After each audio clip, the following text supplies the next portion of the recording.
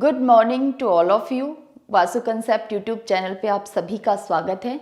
आज की हमारी क्लास है ज्योग्राफी के एक टॉपिक पे। ज्योग्राफी का बहुत ही बेसिक सा टॉपिक कि भारत को भौगोलिक आकृति के आधार पे कितने भागों में बांटा गया है। ये टॉपिक बिल्कुल बेसिक है, लेकिन इसकी इम्पोर्टेंस इतनी ज़्यादा है कि अगर हमें भारत में इन स्थितियों का इनका पता हो कि ये भारत में कहाँ स्थित हैं, जैसे हिमालय जो है वो भारत में कहाँ स्थित है, उत्तर के मैदान कहाँ पे हैं, प्रायद्वीपीय पठार कौन से वाले भाग को हम कहते हैं, भारतीय मरुस्थल क्या है, इसके अलावा तटीय मैदान और द्वीप समूह। तो ये बेसिकली भौगोलिक आकृति के आधार पे भारत को इतने भागों में बांटा गया है।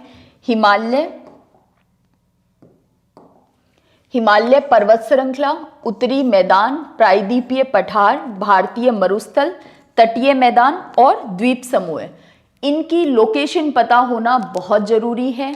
साथ ही इनकी उत्पत्ति कैसे हुई इसका भी पता होना है, क्योंकि आप ये देखिए कि यदि हमें ये पता है कि हिमालय पर्वत श्रृंखला की स्थिति क्या है, उसकी सबसे ऊंची चोटी कैसी है, हिमालय को कितने भागों में बांटा गया है, तो हमारे लिए जो हिमालय से निकलने वाली नदियां हैं उनको पढ़ना बहुत आसान हो जाता है। इसके बाद अगर हम बात करें उत्तरी मैदान की, तो जब हम एग्रीकल्चर को पढ़ते हैं, कृषि पढ़ते हैं, मुख्य फसलें पढ़ते हैं और हमें उत्तरी मैदान का बहुत ठीक सटीक तरीके से आइडिया रहता है कहाँ से कहाँ तक स्थित है, कौन सी मिट्टी पाई जाती है, तो हमारे लिए फसल पढ़ना, कृषि पढ़ना बहुत आसान हो जाता है। तो इसीलिए ये वाला पार्ट बिल्कुल बेसिक है, लेकिन ये आपकी नींव का काम करता है कि आपका बेसिक कितना शानदार है, उसी के अकॉर्डिंग आपकी ज्योग्राफी कैसी है ये पता चलता है। तो आज हम हमारी बेसिक स्ट्रक्चर जो है, ज्योग्राफी का जो बेस है वो बना रहे हैं, ताकि जो ज्योग्राफी की, भूगोल की आगे आने वाली क्लासेस हैं, नदियां हो गई, इसके अलावा एग्रीकल्चर हो गया, मिट्टियां हो गई, तो इन सबको पढ़ना हमारे लिए आसान हो जाए। देखिए, सबसे पहले उत्तर से शुरू करते हैं, नॉर्थ डायरेक्शन से। तो हमारे नॉर्थ में है हिमालय। हिमालय क्या है? विश्व की सबसे ऊंची पर्वत श्रेणी है। आज हम हिमालय को बाकायदा मैप में बहुत बेहतर तरीके से जानेंगे, समझेंगे। देखिए, विश्व की सबसे ऊंची पर्वत श्रेणी है, इसे वलित पर्वत श्रृंखला कहते हैं। हिमालय को वलित पर्वत श्रृंखला कहते हैं। क्यों कहते हैं हिमालय को वलित पर्वत श्रृंखला? तो इसको थोड़ा सा बिल्कुल बेसिक चीज हम जान लेते हैं। देखिए, हमारे जो भूगोलवेता हैं वो ये कहते हैं कि पहले जो ये जितने भी कॉन्टिनेंट हैं, आज जितने भी महाद्वीप हैं, वो सारे एक साथ जुड़े हुए थे, और जब वो जुड़े हुए थे तो उनको कहा जाता था पेंजिया। और इसके अलावा जो पार्ट है पानी वाला, उसको हम कहते थे पेंथालासा। धीरे धीरे समय के साथ क्या हुआ कि पेंजिया दो भागों में टूट गया। पेंजिया दो भागों में डिवाइड हो गया। एक तो इसका उत्तरी पार्ट हो गया, नॉर्दर्न पार्ट, और एक हो गया इसका सदर्न पार्ट, दक्षिणी हिस्सा। अब जो दक्षिण का हिस्सा है इसको हम कहते हैं गोंडवाना लैंड, और भारत जो है वो गोंडवाना लैंड का ही पार्ट है, तो इसे कहते हैं गोंडवाना लैंड। और जो उत्तरी भाग है उसे कहते हैं अंगारा लैंड, गोंडवाना लैंड। अब देखिए, गोंडवाना लैंड, और धीरे धीरे क्या है, समय के साथ ये जो पार्ट है ये सात भागों में विभाजित हुआ। बेसिकली हम कहते हैं कि 7 प्लेट हैं, अर्थ की 7 प्लेट हैं जो कि आपस में टकराई। कौन सी प्लेट किससे टकराई जिससे हमारे हिमालय की उत्पत्ति हुई, ये हमारे लिए जानना जरूरी है। यहाँ पे हम 2 चीजों पे फोकस कर रहे हैं, एक हिमालय की उत्पत्ति और दूसरा गोंडवाना लैंड। तो जो पेंजिया है वो 2 भागों में बंटा। उत्तरी भाग जो है वो अंगारा लैंड कहलाता है, जो दक्षिणी भाग टूटकर बना था वो था गोंडवाना लैंड। भारत जो है, भारत का जो प्रायद्वीपीय भाग है, प्रायद्वीपीय पठार है, वो हिस्सा है गोंडवाना लैंड का। अब आप ये देखिए कि ये जो प्लेट टेक्टोनिक थ्योरी आपने सुना होगा नाम, तो प्लेट टेक्टोनिक थ्योरी ये कहती है कि ये जो 7 प्लेट थी इसमें से एक प्लेट थी यूरेशियन प्लेट, यूरेशियन प्लेट, जिससे अब हम इस प्लेट को थोड़ा सा यूं स्ट्रक्चर में मान लेते हैं कि ये यूरेशियन प्लेट थी, जिससे जाकर के इंडो ऑस्ट्रेलियन प्लेट टकराई, इंडो ऑस्ट्रेलियन प्लेट।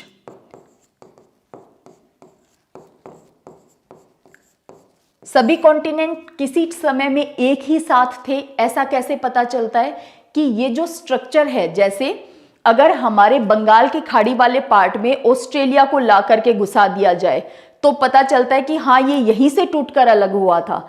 इसके अलावा अगर अफ्रीका के पार्ट में जो सोमालिया वाला पार्ट है, कैप हॉर्न ऑफ अफ्रीका हम जिसे कहते हैं, वहां पे ले जाकर के अगर भारत को टच कर दिया जाए तो पता चलता है हाँ वो एक ही पार्ट है। तो इस तरह से हम मानते हैं कि पूरी जो कॉन्टिनेंट, सारे जो महाद्वीप थे वो किसी समय में एक साथ थे, धीरे धीरे वो भागों में बंटते गए। ये इनको हम कहते हैं प्लेट्स की, एक थी यूरेशियन प्लेट, एक इंडो ऑस्ट्रेलियन प्लेट, और ये प्लेट आज भी आपस में टकरा रही हैं। इसीलिए आप सुनते हैं ना कि हिमालय का लगातार उत्थान होता जा रहा है, हाइट जो है वो हिमालय की बढ़ती ही जा रही है। उसके पीछे यही कारण है कि एक है इंडो ऑस्ट्रेलियन प्लेट, इसको भी हम कुछ प्लेट की स्ट्रक्चर में जान लेते हैं। अब हुआ क्या कि जो यूरेशियन प्लेट थी इससे जाकर के जब इंडो ऑस्ट्रेलियन प्लेट टकराई तो यहां पे ना फोल्ड बन करके पार्ट ऊपर उठकर आया।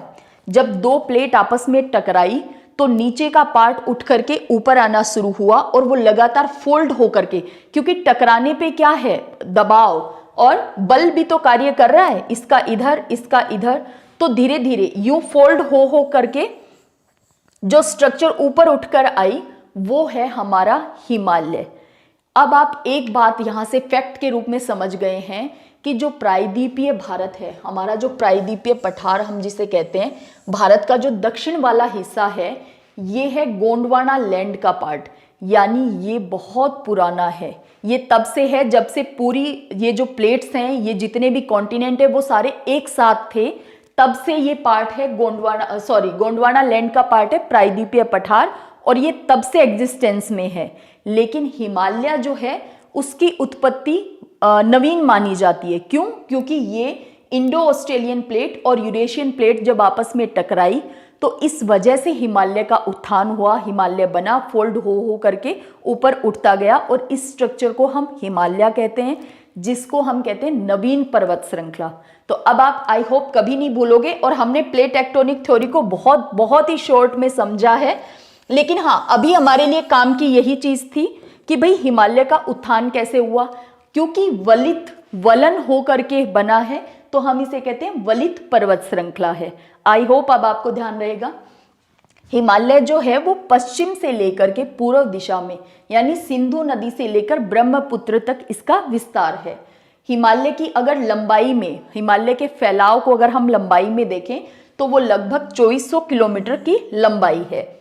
इसकी चौड़ाई की अगर हम बात करें तो जैसे पश्चिम से हम पूर्व की तरफ बढ़ते जाते हैं, जम्मू कश्मीर से अरुणाचल प्रदेश की तरफ, तो ये धीरे धीरे ये जो स्ट्रक्चर है ये इस शेप में आता जाता है कि जम्मू कश्मीर में इसकी चौड़ाई ज्यादा है और अरुणाचल के पास आते आते इसकी चौड़ाई कम होती जाती है।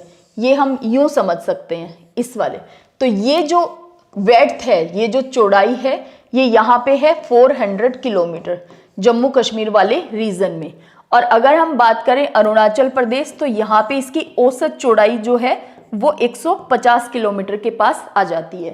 तो आप समझ पा रहे हैं कि इसकी वेड्थ जो है वो पश्चिम में यानी जम्मू कश्मीर वाले रीजन में ज्यादा है, और जैसे जैसे हम पूर्व की तरफ बढ़ते हैं अरुणाचल प्रदेश की तरफ, इसकी चौड़ाई कम होती जाती है।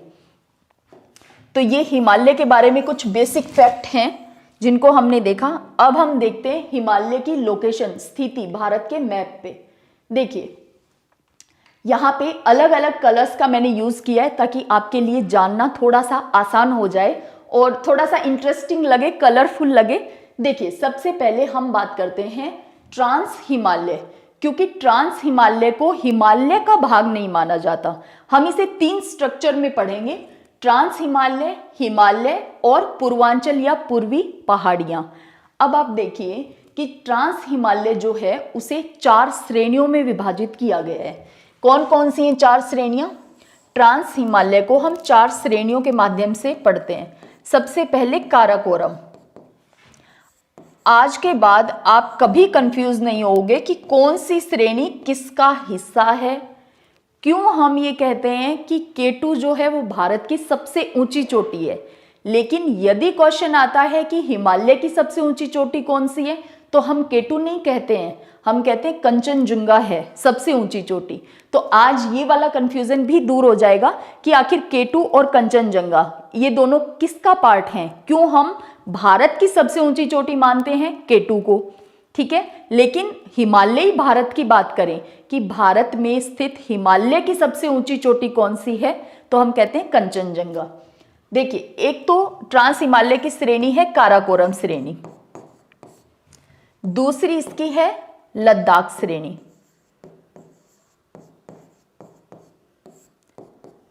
थर्ड है जास्कर, और ये लद्दाख और जास्कर के बिल्कुल मिड से होती हुई कैलाश श्रेणी।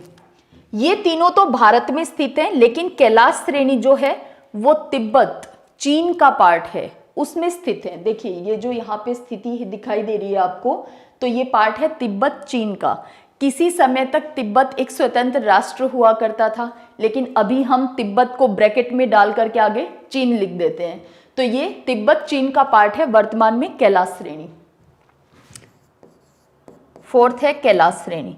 ये श्रेणी आपको कंफ्यूज करती होंगी, कंफ्यूजन क्रिएट करती होंगी। देखिए, आप इन चारों को इसी सीक्वेंस में ऐसे ही याद रखें कि ट्रांस हिमालय जो है वो काराकोरम श्रेणी, लद्दाख श्रेणी, जास्कर श्रेणी और कैलाश श्रेणी में विभाजित है, और ये चारों मिलकर के क्या है? ट्रांस हिमालय। अब अगर हम इनको मैप में इनकी स्थिति जानना चाहें कि ये कहाँ पे लोकेटेड हैं, तो देखिए इसको हम देख लेते हैं। ये जो एक पर्वत चोटी बनाई हुई आपको दिखाई दे रही है, ये वाला पार्ट है काराकोरम, जिसमें ये सबसे ऊंची चोटी K2 जिसकी हाइट है 8611 मीटर, ये K2 स्थित है। इसके बाद जो ये वाला पार्ट आपको दिखाई दे रहा है, ये है लद्दाख। लद्दाख के बाद ये वाली श्रेणी है जास्कर। ये तीनों ट्रांस हिमालय का पार्ट जो भारत में स्थित है। इसके अलावा जो ये दिखाई दे रहा है आपको, ये है कैलाश श्रेणी, जहाँ पे मानसरोवर झील स्थित है। जब हम नदियों का उद्गम देखेंगे, हिमालयी नदियों का उद्गम, उस समय 3 नदियां सिंधु भी और इसके अलावा ब्रह्मपुत्रा भी, ये मानसरोवर झील से निकलती हैं। तो जैसे ही बात आई मानसरोवर झील की, आपके दिमाग में तुरंत ये वाली लोकेशन क्लिक करनी चाहिए कि कैलाश श्रेणी में स्थित है, और ये वाली लोकेशन कहाँ है? तिब्बत चीन के अंदर, ये भारत में स्थित नहीं है। तो आप कंफ्यूज नहीं होगे कभी भी। अब देखिए, ट्रांस हिमालय के बाद हम बात करते हैं हिमालय की। तो हिमालय देखिए रेड कलर से, यहाँ से ये वाला जो रेड कलर से आपको ये दिखाई दे रही है, ये लगातार श्रेणी चलते हुए यहाँ अरुणाचल प्रदेश तक है। और ये जो महान हिमालय, देखिए हिमालय के पार्ट हम देख लेते हैं तो आपके लिए आसान हो जाएगा जानना। हिमालय को हम 3 भागों में विभाजित करते हैं। कौन कौन से पार्ट? हिमालय में एक तो हम कहते हैं महान हिमालय, ग्रेट हिमालयस। दूसरा है हिमाचल हिमालय या निम्न हिमालय, इसको हम लघु हिमालय भी कह देते हैं। हिमाचल हिमालय,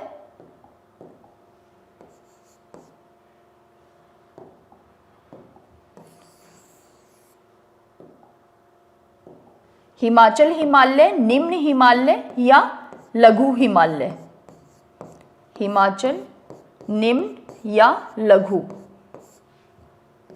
देखिए एनसीईआरटी में लघु हिमालय जैसा कोई शब्द नहीं दिया गया है, हिमाचल हिमालय और निम्न हिमालय दिया गया है, लेकिन हाँ हम कह देते हैं बहुत सारी बुक में लघु हिमालय भी दिया हुआ मिल जाता है। और तीसरा है शिवालिक। ये 3 श्रेणियां हैं हिमालय की।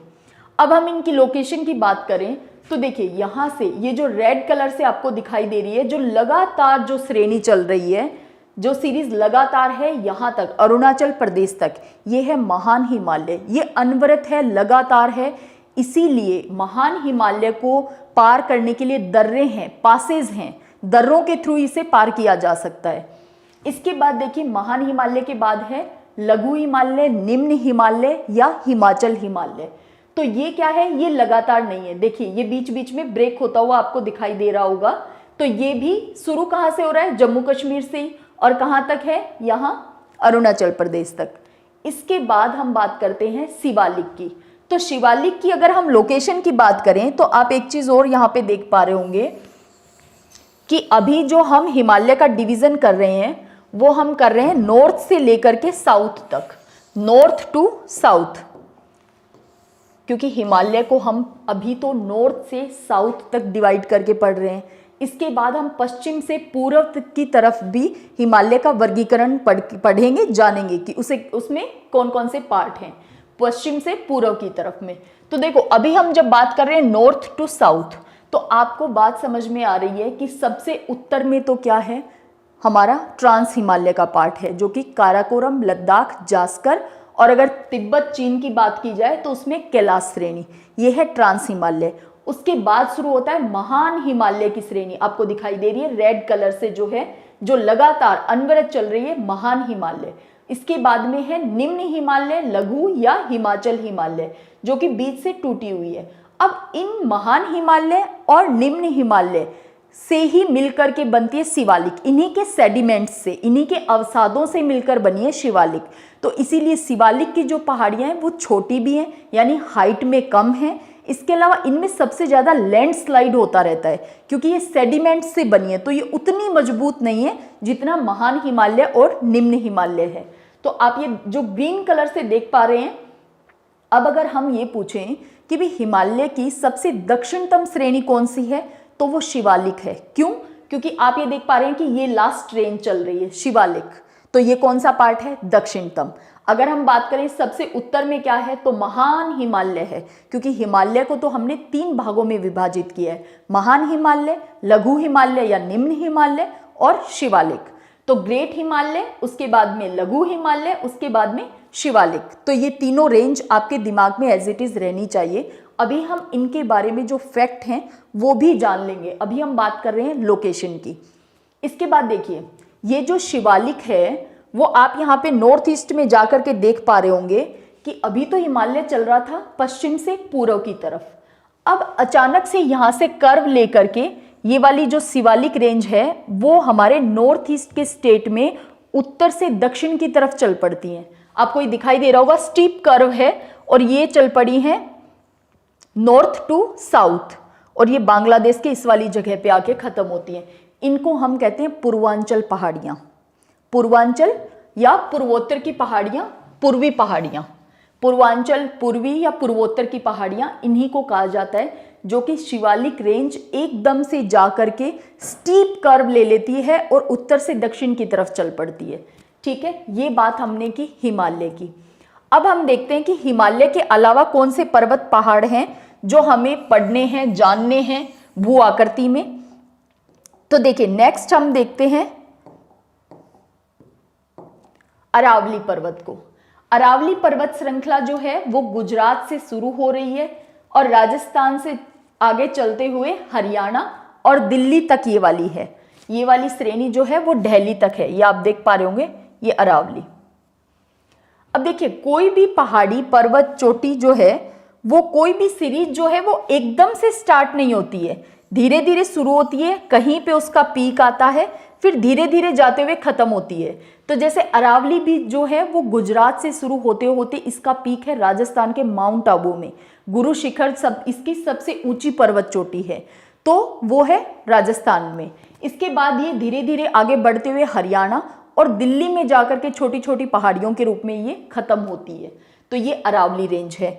इसके बाद देखिए अरावली की इंपॉर्टेंस डेफिनेटली जब हम जलवायु को, वर्षा के वितरण को, इनको पढ़ेंगे तो वर्षा को प्रभावित करने वाले कारक और क्यों अरावली के जो पश्चिम में बिल्कुल सूखा रहता है, मरुस्थल है, ऐसा क्यों है जबकि यहाँ पे अरावली की स्थिति है। तो ये हमारे लिए यहाँ पे लोकेशन जानना जरूरी है कि अरावली कहाँ पे स्थित है। जब हम वर्षा को पढ़ेंगे तो उसके कारकों में वर्षा को प्रभावित करने वाले कारक, फैक्टर कौन से हैं, तब हमारे लिए फिर से अरावली इंपॉर्टेंट हो जाती है। तो इसीलिए आज हम बेस क्रिएट कर रहे हैं कि आगे आने वाली जो ज्योग्राफी की क्लासेस हैं वो हमारे लिए इजी रहें बिल्कुल। अब देखिए इसके बाद हम जानेंगे विंध्यन श्रेणी के बारे में। आपको जो ब्लू कलर से दिखाई दे रही है ये है विंध्यन श्रेणी, और इसी के पैरेलल में नीचे पर्पल कलर से जो दिखाई दे रही है देखिए ये है सतपुड़ा श्रेणी, और सतपुड़ा का ही एक पार्ट महादेव और मेकाल, ये तीनों भी पढ़ेंगे। इसके बाद देखिए जो सतपुड़ा है वो दक्कन के पठार की उत्तरी सीमा का निर्माण करता है। देखिए सतपुड़ा जो है वो उत्तर में है, इसके बाद दक्कन का पठार शुरू हो जाता है, और देखिए यहाँ पे जो पश्चिमी तट के साथ साथ जो पहाड़ियाँ हैं, जो श्रृंखला है, इसे हम कहते हैं पश्चिमी घाट। आपको दिखाई दे रहा होगा पश्चिमी घाट भी लगातार है, अनवरत है, इसीलिए पश्चिमी घाट को भी पार करने के लिए दर्रों की आवश्यकता होती है। इसीलिए हम जब दर्रे पढ़ेंगे, भारत के मुख्य दर्रे, तो हम पश्चिमी घाट के दर्रे पढ़ेंगे कि किस तरह से मुंबई से नासिक जाने के लिए भी दर्रा है, मुंबई से पूना जाने के लिए भी दर्रा है, थाल घाट, भोर घाट, पाल घाट, ये सारे दर्रे हम पढ़ने वाले हैं, क्योंकि यहाँ पे ध्यान क्या रखना है कि पश्चिमी घाट भी लगातार है। अभी हम पश्चिमी घाट के भी फैक्ट्स आगे की इन्हीं स्लाइड्स में जानेंगे कि पश्चिमी घाट की कौन कौन सी चोटी सबसे ऊंची है, कितनी श्रेणियों में से विभाजित किया गया है। तो ये है पश्चिमी तट के साथ साथ जो दिखाई दे रहा है वो पश्चिमी घाट है, और पूर्व की जो तट है उसके साथ साथ जो आपको दिखाई दे रहा है, लेकिन आप ये समझ पा रहे होंगे कि ये लगातार नहीं दिख रहा है, यानी पूर्वी घाट लगातार नहीं है। जितनी बड़ी बड़ी नदियां हैं उनके कटाव के कारण पूर्वी घाट लगातार नहीं है। तो आप देख पा रहे होंगे कि ये पूर्वी घाट चल रहा है, देखिए ये पूर्वी घाट है जो कि पूर्वी तट के साथ साथ में पैरेलल में चल रहा है, तो ये है हमारा पूर्वी घाट। इसके अलावा आज हम एक फैक्ट जो आई थिंक आपको नहीं ध्यान होगा, देखिए क्या कि ये जो यहाँ पे पहाड़ियाँ हैं, ये जो बांग्लादेश की जो सीमा है आप देख पा रहे हैं, ये बांग्लादेश की सीमा है, और ये हमारा मेघालय स्टेट है। तो मेघालय स्टेट में वहाँ की जनजाति के ही नाम पे 3 पहाड़ियों का नाम रखा गया है, गारो, खासी, जयंतिया। ये पहाड़ियाँ हिमालय का पार्ट हैं या प्रायद्वीपीय पठार का भाग है, यानी दक्कन के पठार, छोटा नागपुर के पठार का पार्ट है या हिमालय का पार्ट है। ये आपका आज कंफ्यूजन हमेशा के लिए दूर होने वाला है। चलिए इतनी लोकेशन को, इतनी चीजों को, जगहों को आज हम पढ़ने वाले हैं, तो शुरू करते हैं सबसे पहले ट्रांस हिमालय से। देखिए ट्रांस हिमालय जैसे ही नाम आए आपको तुरंत माइंड में क्लिक हो जाना चाहिए। सबसे उत्तर में हमने श्रेणियां पढ़ी हैं, कौन सी? काराकोरम, और इसी काराकोरम श्रेणी में ही केटू स्थित है। काराकोरम श्रेणी, इसको कृष्णगिरी संस्कृत में, या इसका काराकोरम का पुराना नाम कृष्णागिरी श्रेणी भी मिलता है। इसके अलावा देखिए लद्दाख श्रेणी, जास्कर श्रेणी और कैलाश श्रेणी, ये तीनों तो भारत में हैं। और एक बात और याद रखनी है कि कुछ भूगोलवेता जो हैं वो लद्दाख और जास्कर श्रेणी को हिमालय का ही पार्ट मानते हैं, कुछ भूगोलवेता, तो ये भी आपको ध्यान रखना है। वैसे हमें क्या याद रखना है बेसिकली कि ये चारों ट्रांस हिमालय का पार्ट हैं। देखिए लद्दाख और जास्कर को वृहत हिमालय यानी महान हिमालय का ही मानते हैं कुछ भूगोलवेता, और इसको कश्मीर में शामिल करते हैं। अभी हम ये देख रहे थे कि जो हिमालय है वो उत्तर से दक्षिण तक उसका विस्तार कैसा है, और हमने उसे पार्ट्स में डिवाइड किया है। अभी जब हम हिमालय को पश्चिम से पूर्व की तरफ, वेस्ट टू ईस्ट भी डिवाइड करते हैं, तो उसमें कश्मीर हिमालय का पार्ट माना जाता है, लद्दाख और जास्कर श्रेणी को। वो अभी हम फिर से मैप में देख लेंगे। तो ट्रांस हिमालय और इसकी 4 श्रेणियां आपको ध्यान होनी चाहिए। अब हम बात करें हिमालय की, तो हिमालय को 3 पार्ट में डिवाइड करते हैं, एक महान या आंतरिक या हिमाद्री। महान हिमालय, ग्रेट हिमालय, या इसको हिमाद्री भी कहते हैं। हिमाद्री क्यों कहते हैं? क्योंकि महान हिमालय अनवरत है, लगातार है।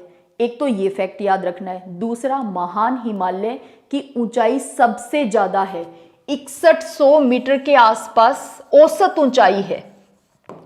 6100 मीटर इसकी औसत ऊंचाई है। आप सोचिए एवरेज हाइट ये है, और इसी महान हिमालय में ही एवरेस्ट स्थित है, जिसकी हाइट क्या है? 8848।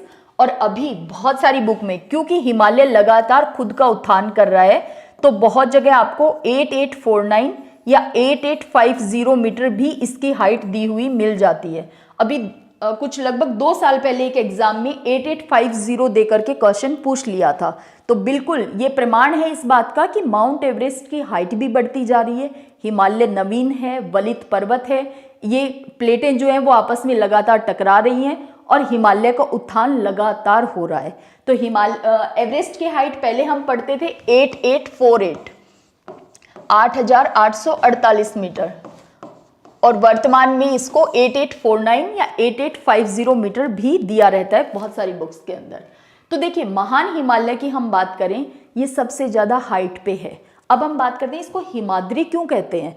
क्योंकि इसकी चोटियाँ हमेशा बर्फ से ढकी रहती हैं, हिम से आच्छादित रहती हैं, और इसीलिए महान हिमालय के जो ग्लेशियर हैं वहीं से नदियों का उद्गम होता है। यमुनोत्री, गंगोत्री, ये जो ग्लेशियर हैं उनसे पानी पिघल के लगातार, और इसीलिए हिमालय की जो नदियां हैं वो सदा नीरा नदियां हैं। क्यों?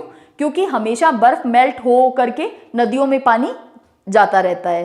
तो इसीलिए हिमाद्री कहाँ पे स्थित है, इसीलिए इसको महान हिमालय को क्या कहते हैं, हिमाद्री भी कहते हैं, क्योंकि ये पूरे वर्ष बर्फ से ढका रहता है। सबसे ज़्यादा हाइट पे हिमालय की जो श्रेणी है वो महान हिमालय ही है, जो सबसे ज़्यादा ऊंची श्रेणियां हैं। इसके बाद हम बात करते हैं हिमाचल या निम्न हिमालय की।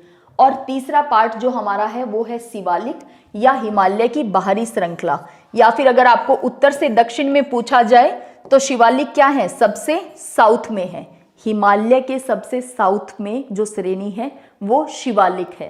कंफ्यूज बिल्कुल नहीं होना है। हिमालय के 3 भाग हमने डिवाइड किए हैं, तीनों पता होने चाहिए, महान हिमालय, हिमाचल या निम्न हिमालय और शिवालिक हिमालय।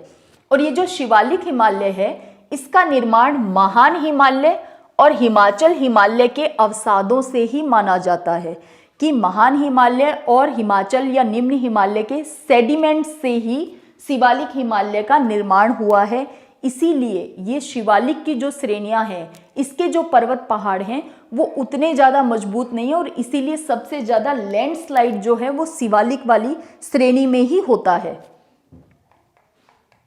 बहुत सारे मज़ेदार फैक्ट्स हैं जो कि याद करना बहुत आसान लगेगा आज, क्योंकि हमें लोकेशन पता है। देखिए, महान हिमालय के अगर फैक्ट्स की बात करें तो पश्चिम से पूर्व तक निरंतर है। हमने देखा जम्मू कश्मीर से लेकर के लगातार चल रहा है, कहाँ तक, अरुणाचल प्रदेश तक। पश्चिम में इसके है नंगा पर्वत जिसकी हाइट है 8126।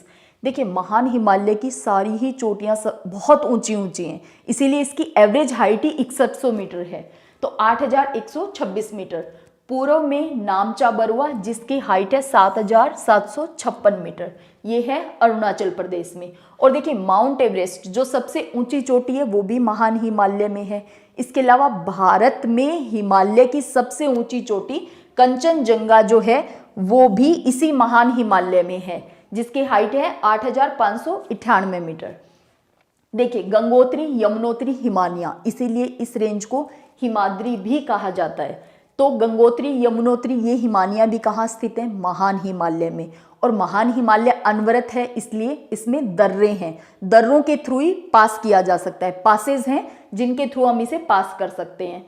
जोजिला, सिपकिला, नाथुला दर्रा, ये दर्रे कहाँ पे स्थित हैं, महान हिमालय में। इसके अलावा वर्ष भर हिम के कारण यहाँ से सदा नीरा नदियाँ बहती हैं। सदा नीरा, हिमालय से निकलने वाली नदियाँ सदा नीरा हैं, क्योंकि बर्फ पिघलती रहती है और इन नदियों में पानी बहता रहता है। एवरेस्ट इसी पर्वत श्रेणी में है 8848 मीटर और वर्तमान में 8850 मीटर। कंचनजंगा जो भारत में हिमालय की सबसे ऊंचा शिखर है जिसकी हाइट है 8598 मीटर, ये भी महान हिमालय में है। तो ये सारी चीज़ें रटनी नहीं है। जब आपको ये पता रहेगा कि जो महान हिमालय, देखिए नाम में ही महान लगा है, महान है, सबसे ज़्यादा ऊंचा है, सबसे ज़्यादा हाइट पे है, सारी चोटियाँ ऊंचाई वाली जो हैं वो इसी में स्थित है, महान हिमालय में। हमेशा बर्फ़ से ढका रहता है, यहाँ से जो नदियों का उद्गम होता है उनमें हमेशा वर्ष भर पानी बहता रहता है। सब चीज़ों के कारण आपको पता है, तो आप इसमें कंफ्यूज ही नहीं होगे कि महान हिमालय में है या निम्न हिमालय में है या शिवालिक में है, क्योंकि आपको इसके फैक्ट्स रटने नहीं हैं, पता है आपको, आप कॉमन सेंस लगा ले जाओगे। तो इसीलिए इन दर्रों को, हिमानियों को, नदियों के उद्गम को पढ़ना हमारे लिए आसान होने वाला है। जब हम भारत के दर्रे पढ़ेंगे तो आप खुद ही बता दोगे कि हाँ ये महान हिमालय में मिलेगा ये दर्रा, या ये पश्चिमी घाट में मिलेगा, क्योंकि पश्चिमी घाट भी क्या है, अनवरत है, लगातार है, वहां पे भी दर्रे हैं। तो आप ये वाले आंसर ना कॉमन सेंस से खुद ही देने लग जाओगे। चलिए नेक्स्ट हम देखते हैं हिमाचल या लघु हिमालय।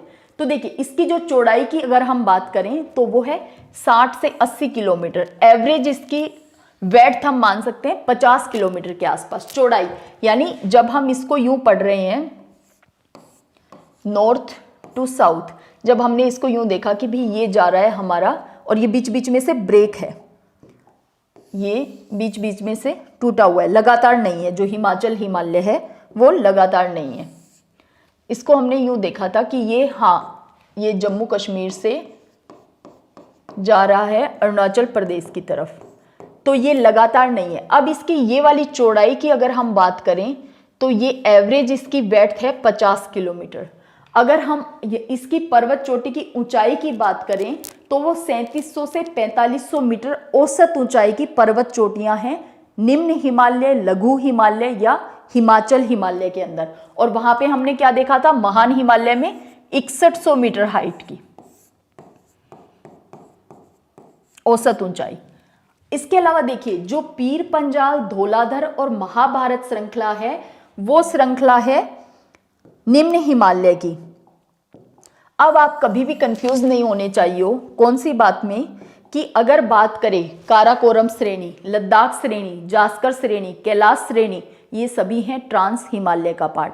अगर बात आए पीर पंजाल, धौलाधर, महाभारत, तो ये श्रृंखला किसके अंदर आती है, निम्न हिमालय के अंदर। अब इन सातों श्रेणियों में आपको कभी भी कंफ्यूज नहीं होना है। इसके अलावा देखिए जो घाटी हैं, कश्मीर घाटी, कांगड़ा, कुल्लू, ये इसी श्रृंखला में स्थित हैं। किसमें, निम्न हिमालय में। देखिए ये महान हिमालय लगातार, इसके बाद ये निम्न हिमालय। तो ये वाले जो पार्ट हैं ये बहुत सुंदर सुंदर घाटियां हैं, क्योंकि ये जो बीच में गैप आपको दिखाई दे रहा है यहाँ पे गोर्ज हैं, घाटियां हैं। हम देखेंगे कि घाटियों में गोर्ज में क्या डिफरेंस होता है। तो ये जितनी भी घाटियां, क्योंकि देखो महान हिमालय में घाटी नहीं है, कारण वो तो लगातार है बिल्कुल, और इतनी ऊंची ऊंची चोटियां हैं। जैसे ही महान हिमालय और निम्न हिमालय के बीच में ये वाला जो गैप है, और साथ में ही जो निम्न हिमालय के खुद के भी बीच में गैप है, वहां पे सुंदर सुंदर घाटियां हैं। कश्मीर की घाटी, कांगड़ा, कुल्लू, ये सभी स्थित हैं निम्न हिमालय में। रटना नहीं है, कॉमन सेंस का यूज करना है। इसे पहाड़ी नगरों के लिए जाना जाता है। जितने भी जैसे शिमला, मनाली, ये जितने भी पहाड़ी नगर हैं ये कहाँ पे स्थित हैं, निम्न हिमालय के अंदर। ये आपको ध्यान रखना है। और हाँ, कंफ्यूज करने के लिए बार बार निम्न हिमालय को मैं इसीलिए हिमाचल हिमालय कह रही हूँ, क्योंकि कंफ्यूज करने के लिए क्वेश्चन पूछते समय एग्जामिनर हिमाचल हिमालय शब्द का यूज कर सकता है। तो आपको ये नहीं समझना है कि हिमाचल हिमालय का मतलब क्या सिर्फ हिमाचल प्रदेश में जो हिमालय का पार्ट है वही है क्या, नहीं। जम्मू कश्मीर से लेकर के और अरुणाचल प्रदेश तक जो लघु या निम्न हिमालय है उसे हिमाचल हिमालय भी कहते हैं, ये ध्यान रखना है। देखिए शिमला, नैनीताल, मसूरी, अल्मोड़ा, दार्जिलिंग, ये जितने भी सुंदर सुंदर नगर हैं वो सभी इसी निम्न हिमालय के अंदर हैं।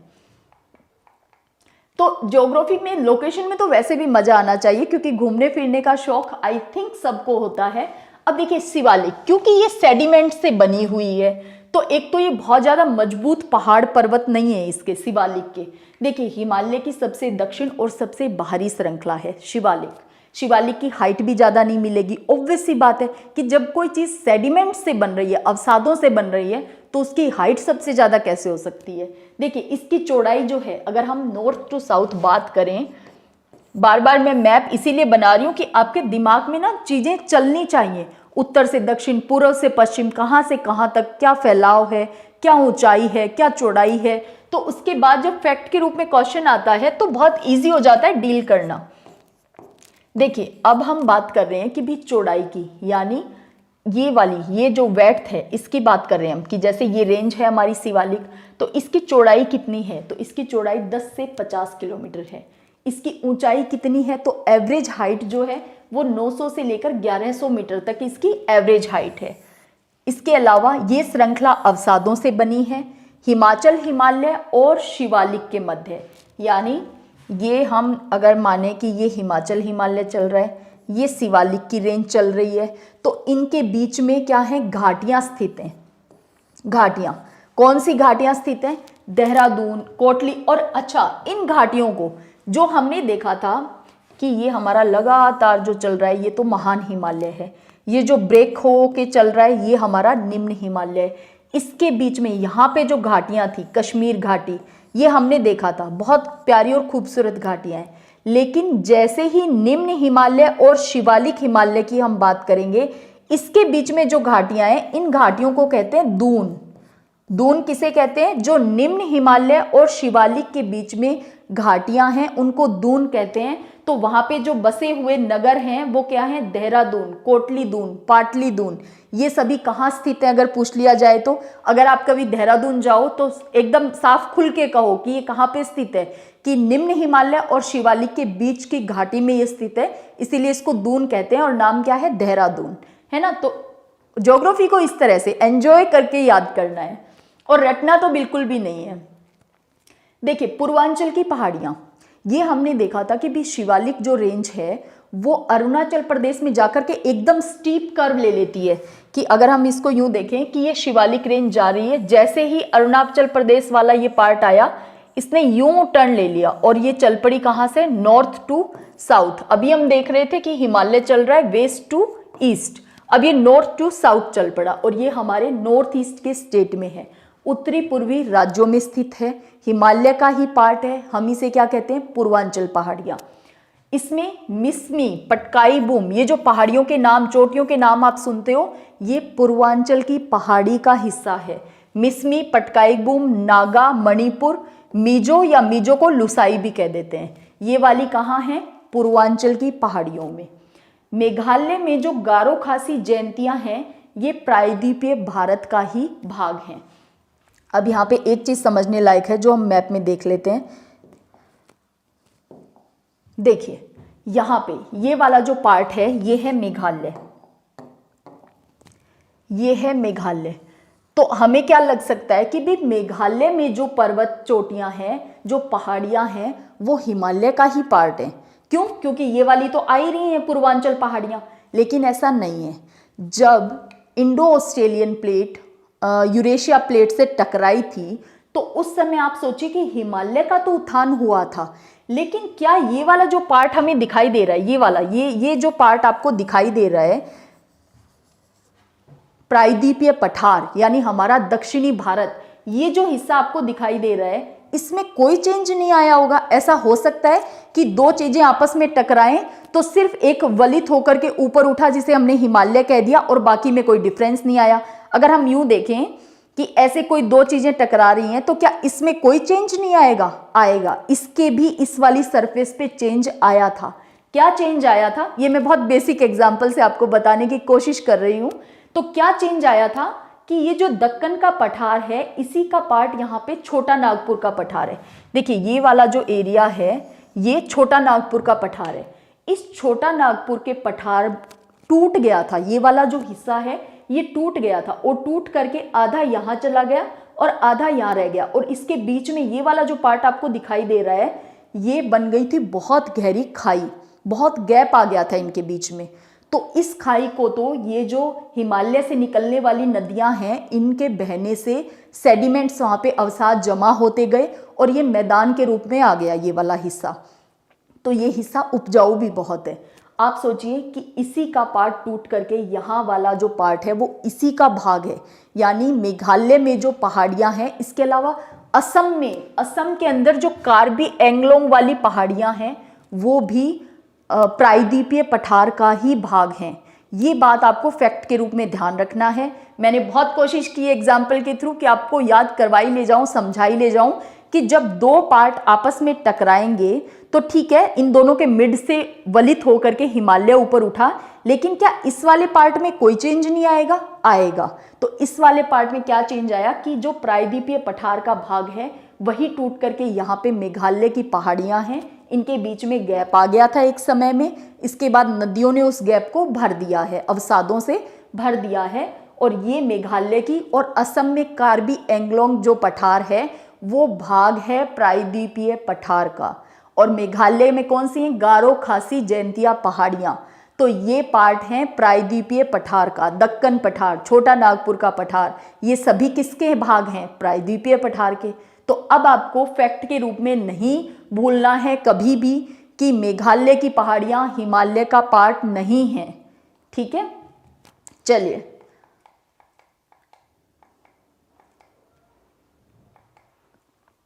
अब हम देखते हैं। ये तो हमने देखा कि भी हिमालय का जो पार्ट है वो उत्तर से दक्षिण तक कैसा विस्तार है और हमने इसे वर्गीकृत किया है। अब हम बात करते हैं कि वेस्ट से लेकर के पश्चिम से लेकर के पूर्व की तरफ, पश्चिम से लेकर के पूर्व की तरफ हिमालय को 4 भागों में बांटा गया है। कैसे? पंजाब हिमालय, और इसका आधार है नदियां। नदियों के आधार पे, नदी घाटियों की सीमाओं के आधार पे वर्गीकरण किसका? हिमालय का। तो इसमें 4 भागों में बांटा गया है हिमालय को।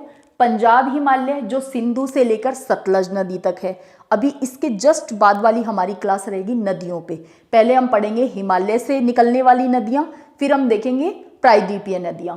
तो हिमालय से निकलने वाली नदियों के समय हम इनकी लोकेशन देखने वाले हैं कि सिंधु कहाँ से निकलती है और कहाँ जाकर के अरब सागर में मिलती है। इसके अलावा सतलज नदी कहाँ से निकलती है और कहाँ जाकर के चेनाब में मिल जाती है। तो ये सारी चीजें हम लोकेशन देखने वाले हैं। यहाँ पे आप यही ध्यान रखो कि पश्चिम से पूर्व तक हिमालय को 4 भागों में बांटा गया है। सबसे पहले है पंजाब हिमालय। अब पंजाब हिमालय नाम ही इसका है, तो आप सोचिए इसका रीजन क्या होगा। एक बार यहाँ पे मैप में देख ही लेते हैं, थोड़ा सा आसान हो जाएगा।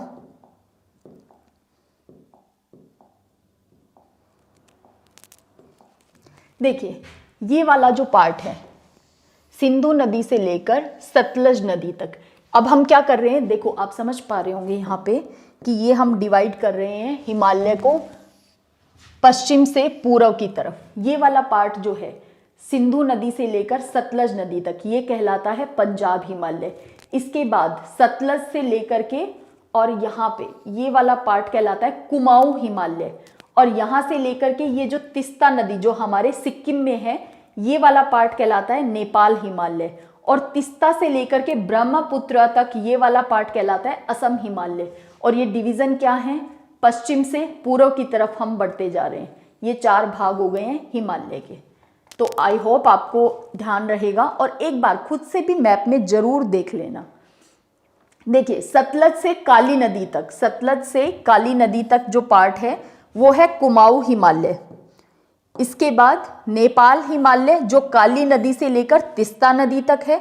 और असम हिमालय जो तीस्ता से लेकर के दिहांग या ब्रह्मपुत्र, क्योंकि ब्रह्मपुत्र नदी को तिब्बत में दिहांग, यानी इस नदी को दिहांग सांगपो भी कहते हैं, दिहांग भी कहते हैं। देखिए दिहांग से तो ये एंटर होती है, तीस्ता से लेकर इसे ब्रह्मपुत्र ही करो, तीस्ता से लेकर ब्रह्मपुत्र तक।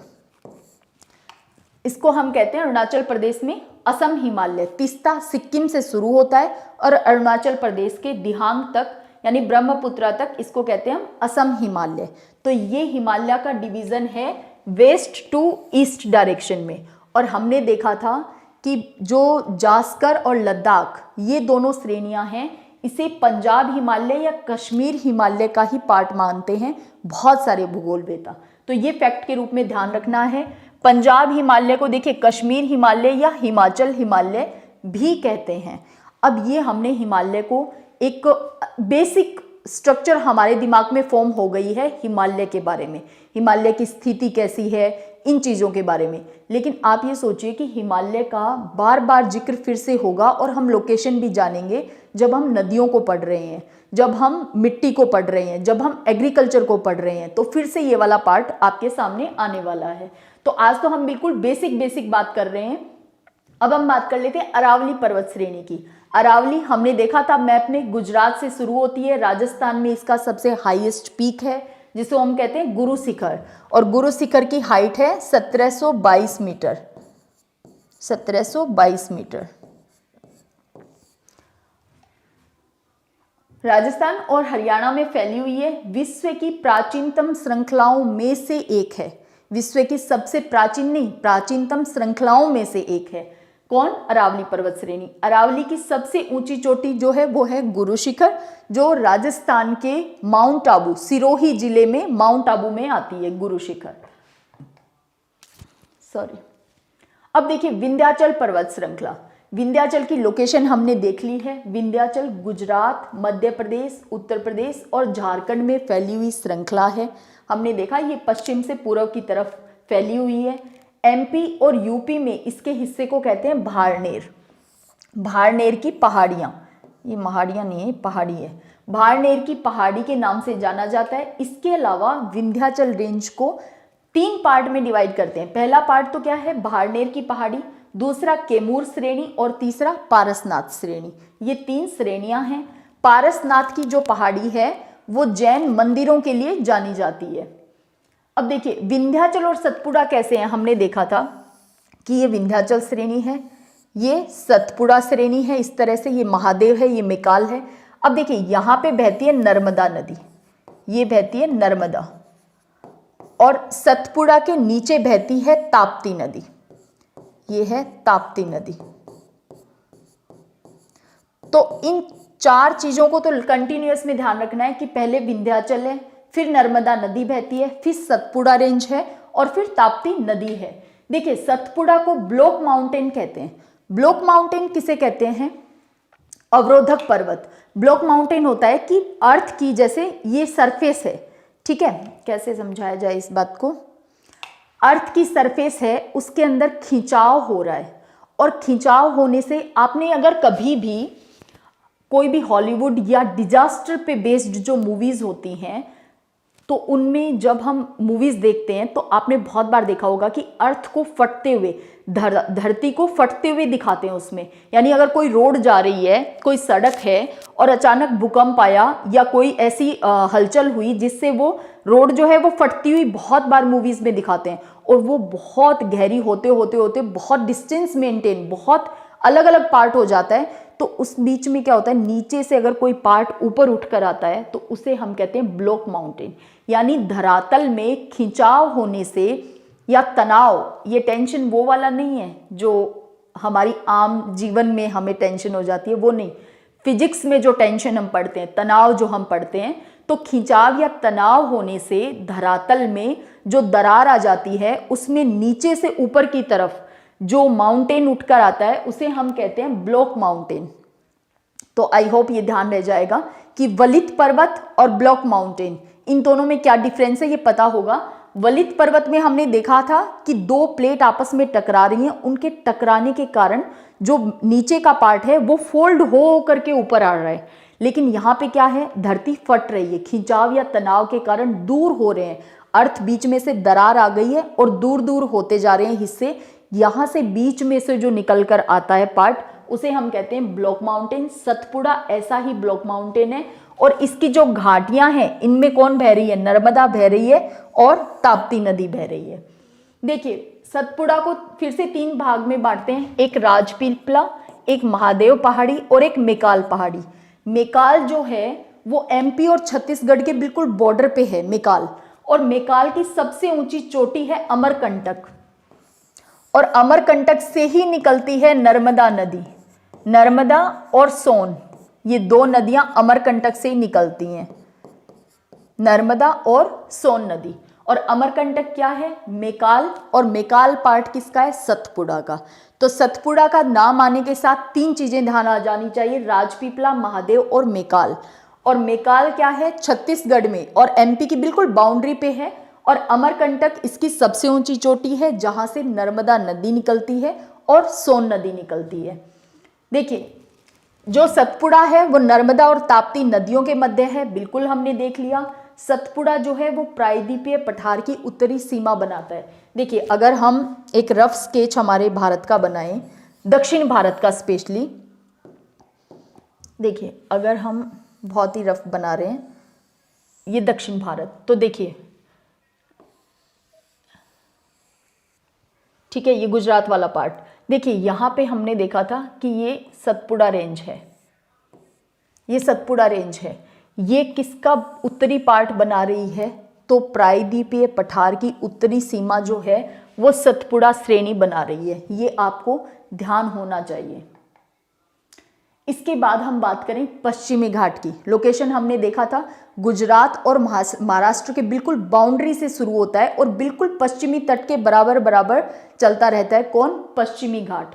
पश्चिमी घाट लगातार है, इसीलिए इसमें क्या है? दर्रे, पासेज के थ्रू इसे पास किया जाता है। दर्रों के थ्रू हम एक जगह से दूसरी जगह जाते हैं।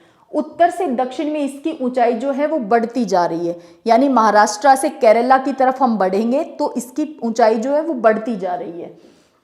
औसत ऊंचाई की अगर हम बात करें तो वो है 1500 मीटर औसत ऊंचाई।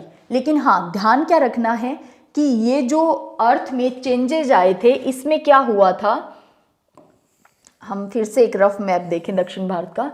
ये वाली जो श्रृंखला है जिसे हम कहते हैं पश्चिमी घाट, पश्चिमी घाट की ऊंचाई ज्यादा है और स्लाइड स्लोप है पूर्वी घाट की तरफ। ये पूर्वी घाट हमने देखा था लगातार भी नहीं है।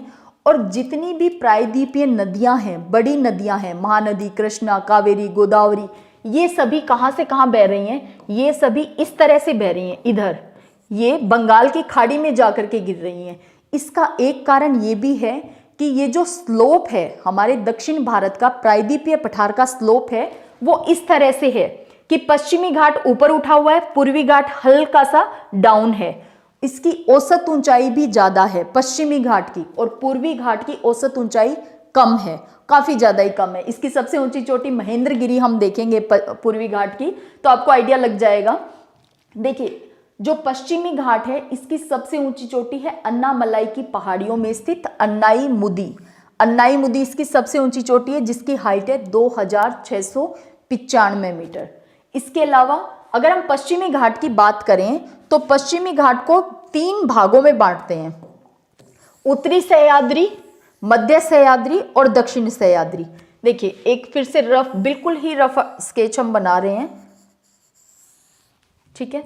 ये दक्षिण भारत, अब यहां से ये शुरू हो रहा है पश्चिमी घाट और ये इस तरह से है। देखिए, यहां ये है उत्तरी सह्याद्री, मैं इसको बिल्कुल नॉर्थ वेस्ट घाट बिल्कुल शॉर्ट फॉर्म में लिख देती हूँ, नॉर्थ वेस्ट घाट।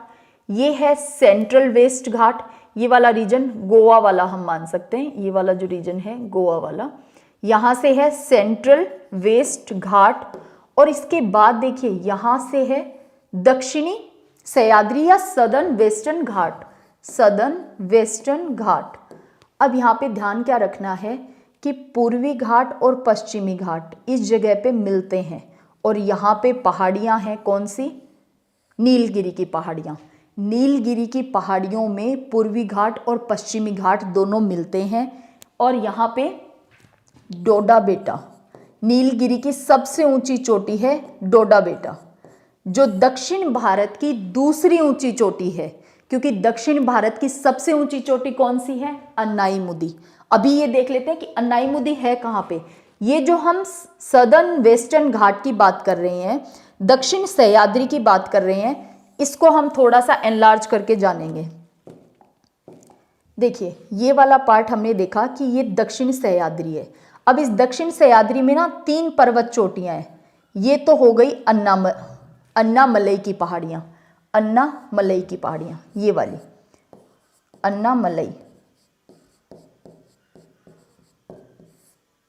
अन्नामलई की पहाड़ियां। इसके बाद पहाड़ियां आती हैं पालने, ये हैं पालने पहाड़ियां।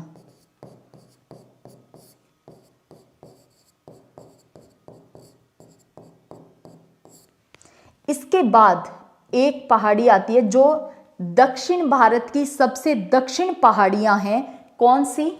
कार्डमम, इलायची पहाड़ियां। यहाँ पे इलायची की खेती होती है इसलिए इसका नाम ही कार्डमम पहाड़ी रख दिया है, कार्डमम पहाड़ी। अब आपको कभी भी कंफ्यूज नहीं होना है, पश्चिमी घाट का सबसे अंतिम सह्याद्री कौन सी है? तो दक्षिण सह्याद्री, सदर्न वेस्टर्न घाट या दक्षिण सह्याद्री। दक्षिण सह्याद्री में कौन से पार्ट हैं? तो इसे 3 भागों में बांटा है, एक तो अन्नामलई की पहाड़ियां हैं, एक पालने की पहाड़ियां हैं और एक कार्डमम की पहाड़ियां हैं। तो बहुत बार क्वेश्चन पूछा जाता है कि पश्चिमी घाट की अंतिम पहाड़ियां कौन सी हैं? तो वो हैं सबसे सदर्न में जो पहाड़ियां हैं वो हैं कार्डमम की पहाड़ियां, इलायची पहाड़ियां। कार्डमम की पहाड़ियां सबसे अंतिम हैं, ये ध्यान रखना है। और ध्यान इसीलिए मैंने इसको एक रफ स्केच में बनाकर ही समझाने की कोशिश की है। और अगर पूछा जाए पश्चिमी घाट की सबसे ऊंची चोटी, तो वो कहाँ है? अन्नामलाई में स्थित। और ये वाली, ये क्या है? अन्नामुदी, अन्नाईमुदी, ये वाली चोटी, ये कहाँ पे है? अन्नामलई। अन्नामलई किसका पार्ट है? दक्षिण सह्याद्री का। दक्षिण सह्याद्री किसका पार्ट है? पश्चिमी घाट का। अब आई होप नहीं बोलोगे कि पश्चिमी घाट को हमने 3 भागों में बांट दिया, उत्तरी सह्याद्री, मध्य सह्याद्री और दक्षिण सह्याद्री, या दक्षिण की पहाड़ी भी कह देते हैं। और दक्षिण की पहाड़ी का सबसे दक्षिणतम पॉइंट क्या है? कार्डमम पहाड़ियां। और अगर पूछा जाए दक्षिण की पहाड़ी की सबसे ऊंची चोटी, तो भी अन्नाईमुदी। पश्चिमी घाट की सबसे ऊंची चोटी, तब भी अन्नाईमुदी आंसर रहेगा। और अगर पूछ लिया जाए प्रायद्वीपीय पठार की सबसे ऊंची चोटी, तब भी अन्नाईमुदी है। अन्नाईमुदी जिसकी हाइट है 2695 मीटर। ठीक है, अब फैक्ट के रूप में भी कोई चीज आप नहीं भूलोगे, आई होप। ये था हमारा पश्चिमी घाट। अब हम बात करते हैं पूर्वी घाट की। तो देखिए पूर्वी घाट, क्योंकि इस घाट को बड़ी नदियों ने काट दिया, इसलिए लगातार नहीं है। तो महानदी घाटी से लेकर के नीलगिरी तक, क्योंकि हमने अभी बात की कि पश्चिमी घाट और पूर्वी घाट जहां आकर मिलते हैं वहां पे नीलगिरी की पहाड़ी है। नीलगिरी की पहाड़ी, और नीलगिरी की पहाड़ी की सबसे ऊंची चोटी है डोडा बेटा। महानदी घाटी से लेकर के नीलगिरी तक कि ये यहाँ पे महानदी है और ये यहाँ पे नीलगिरी है। तो ये वाला जो पार्ट है ये है आपका पूर्वी घाट। पूर्वी घाट की औसत ऊंचाई सिर्फ 600 मीटर है। पूर्वी घाट की सबसे ऊंची चोटी है महेंद्रगिरी जिसकी हाइट है 1500 मीटर, जबकि पश्चिमी घाट की औसत हाइट हमने देखी थी 1500 मीटर है। और यहाँ पे इसकी सबसे ऊंची चोटी की ही हाइट क्या है? 1500 मीटर। पूर्वी घाट सतत नहीं है, क्यों? क्योंकि बड़ी नदियों ने इसे काट दिया है। महानदी, गोदावरी, कृष्णा, कावेरी, इन नदियों के कारण इसका कटाव हो गया है। नल्ला मल्ला, पालकोंडा, जवादी, सेवराय, ये पहाड़ियां हैं पूर्वी घाट की। वैसे तो बहुत सारी हैं, नल्ला मल्ला, एरा मल्ला, वेलिकोंडा, पालकोंडा, जावदी, सेवराय, बहुत सारी पहाड़ियां हैं, लेकिन इंपॉर्टेंट कौन सी हैं? नल्ला मल्ला, पालकोंडा, जावदी, सेवराय पहाड़ियां, ये हैं पूर्वी घाट की पहाड़ियां।